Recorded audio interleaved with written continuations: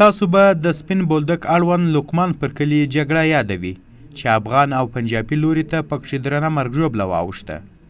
هغه کلی اوس د پنجابیانو تر واک لاندې دی، خو اوس پنجاب د نورو سیمو په نیولو پیل کړی دی. د کندهار د سپین بولدک ولسوالۍ د زاړه کلي اوسیدونکي وایي پنجابیانو د دوی د کلي یو شمېر برخې لاندې کړي او دوی ته یې د وتلو ګواښ کړی دی. د همدې اوسیدونکو په وینا تازه اغزن تار له خپل مسیر څخه اړول سوی او سلګونه متره افغان خاوره پکښې لاندې سوې ده. د ملت غږ راډیو خبریال بسم الله وطندوست د همدې سیمې معلومات داسې وړاندې کوي. هغه سیمه ده چې که پر دغه مسیر باندې اغزن تار راتیر سي دغه سیمه ټوله پکښې ځي. دا راسته لاسته چې کومه خوا ښکاري کنجوال ښکاري دا ګمرک دی، دا ګمرک ټول پکښې ځي. دوستانو که اغزن تار پر هغه مسیر راتیر سي نو دغه سیمه چې مخکې تاسو ویډیو ولیدله او دا اوس روانه ده دا ټوله په هغه د چمن په خوا کې راځي. او مخامخ ځای چې ښکاري هغه د پاکستانیانو تازه پوسته ده چې اوس یې اچولې ده. دوستانو دا زوړ کلی دی، دغه سیمه ده چې چیرې اوس پنجاب دلته د پایه کشوي دلته اغزن تار اچوي. د دې سیمې اوسیدونکي وایي چې که چیرې دغه پایه پر دغه ځای سیده ولاړې سي سیده ځي د بازار پر منځ باندې کمیساري او ترڅنګ زوړ ګمرک یا نوی ګمرک دا هم پکښې له منځه ځي. یعنې کیلومترونه نور مځکه پاکستان لاندې کوي. یو خو دا و چې د حکومت په لومړیو کې نیم بولدک لاندې سو، یعنې دروازه په خوا چیرې وه اوس په کوم ځای کې ده. اوس دغه نوې پروسه شروع سوې ده دا به نیم بولدک له منځه یوسي. د دې سیمې اوسیدونکو دلته ویډیو هم کړې وه، هغوی ویلي وو چې دا سیمه د دوی ده، دا نه په پنجاب پورې مربوط او نه هم په اشرف غني پورې مربوط ده. یعنې د دوی په وینا چې دوی دلته چمتو دي چې قرباني ورکړي، خو دغه اغزن تار ته اجازه نه ورکوي چې دلته کشف کړی سي. دې خوا ته که تاسو وګورئ د دوی تازه پوسته ده، دا تازه شیان یې اچولي دي. د دې ځای اوسیدونکي وایي چې د دغې پولې شاته تقریبا 100-200 یا 300 متره اخواته په خوا د دوی تاسیسات و یا هم دوی هلته دغه اغزن تار کشوه، خو په دې وروستیو کې دوی دا کار پیل کړی دی. وروسته به موږ د دې ځای له یو شمېر اوسیدونکو سره وغږېږو چې هغوی د دغه ځای په اړه زموږ سره څنګه معلومات شریکوي.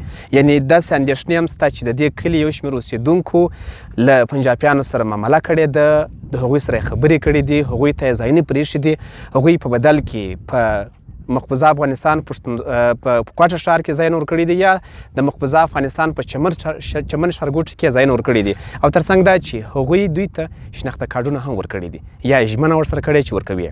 خو په دې سیمه کې یو شمېر اوسیدونکي دي چې هغوی په زغرده ورته ولاړ دي، پنجاب ته هم ولاړ دي، او هغه کسان چې شک پر سته چې دوی به په دې سیمه کې معامله کړې وي هغوی ته وایي چې دا خاوره زموږ ده، دا سیمه زموږ ده، دلته زموږ د نیکونو سرونه ښخ دي، موږ په هیڅ قیمت دا خاوره پنجاب ته نه پرېږدو. دا چې وروسته به پنجاب دغه اغزن تار تر کوم ځای پورې ورسوي، د سپین بولدک په منځ کې به تېرېږي، پر زاړه ځای به تېرېږي او بیا کار دلته بندېږي. د دې په اړه بیا معلومات وروسته شریک سي، ځکه چې له وخته داسې اندېښنې دي چې پر دغه اغزن تار معامله سوې ده که نه یې سوې، نو ولې په دا څو کلنه موده کې ځینو لوړپوړو اشخاصو خبرګون نه دی ښودلی؟ ولې هغوی په دې اړه معلومات نه شریک کړي؟ ولې هغوی دا نه دی کړي چې پوښتنه وکړي په لوړه کچه چې پنجاب دا خاوره څنګه لاندې کوي، پنجاب دغه اغزن تار څنګه تیروي؟ دوستانو د یو څو ورونو سره خبرې کوو، له هغوی سره مرکې کوو، هغوی معلومات شریک کړي، زموږ سره پاتې سئ. په وروستیو کې موږ کوښښ کوو چې د دې سیمې له حکومتي چارواکو سره موږ غږېږو چې هغوی په دې اړه څه نظر لري، هغوی په دغه موضوع خبر دي که نه، هغوی د دغه موضوع د مخنیوي لپاره هڅه کړې که نه، هغوی د دغه موضوع د مخنیوي لپاره له مرکز سره جزئیات شریک کړي که نه، هغه به وروسته شریک سي. دغه اغزن تار تېرېږي، د دې په اړه ستاسې معلومات څه دي؟ په کلي کې مشران څه وایي؟ که دلته له پنجابیانو سره مشرانو خبرې کړې وي څه وویل سول؟ پنجابیان خو وایي موږ پر زاړه کلي کې شو او د دې ځای خلک یې نه ورکوي، او هغه کمیساري هم پکښې راولي، خو د دې ځای خلک یې نه ورکوي دا مځکه. اوس ښه، دغه کار چې اوس روان دی اوس لا هم روان دی که دوی دا کار بند کړی دی؟ یا دا د ژمي په سر کې ودرېدی، وختي روان مګر اوس ودرېدی، اوس بند کړي کار، د دې ځای حکومت بند کړي. ښه، په دا څو ورځې مخکې هم دغه څو پایې جوړې سوي دي، له دې څه وروسته بیا کلیوالو څه وکړه؟ کلیوالو بیا یې وخت دی چې پایې جګولې، بیا کلیوال راله جنجال یې ورسره وکړي، پایې یې کښلې، بیا حکومت ورته راغلی کار مه پلورئ، موږ یې کار وربندوو، بس کار وربند کړي. د دغه اغزن تار په اړه معلومات راکړئ، مشران څه وایي؟ مشران وروره په دې باندې هېڅ هم نه وایي، نه دی دغه اغزن تار چې دی ګوره شروع کړی دی د ژمي راهیسې شروع شوی دی تر دا اوسه پورې، او مشران په دې خپ چوپ دي هېڅ هم نه وایي.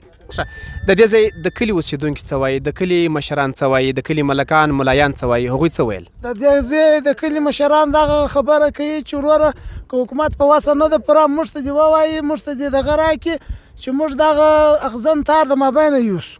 ښه، که چیرې دغه اغزن تار دوی دغسې روان وساتي تر پایه ولاړ سي، تر کومې سیمې پورې رسېږي او کومې سیمې سره بېلوي؟ دغه اغزن تار چې دوی پر دغه لارې باندې روان کړی دی زموږ نومۍ ډېره زیاته مځکه په دغه افغانستان خوا پشکې ځي، او دا کوټۍ و کمیسارۍ و دا مانده و دا ټول علاقه چې دا دوی زیات دې خواته راوښتي دي، باید دوی دا خپل اغزن تار هاخواته اړولی، دوی دا خواته ډېر دا خواته راوښتي.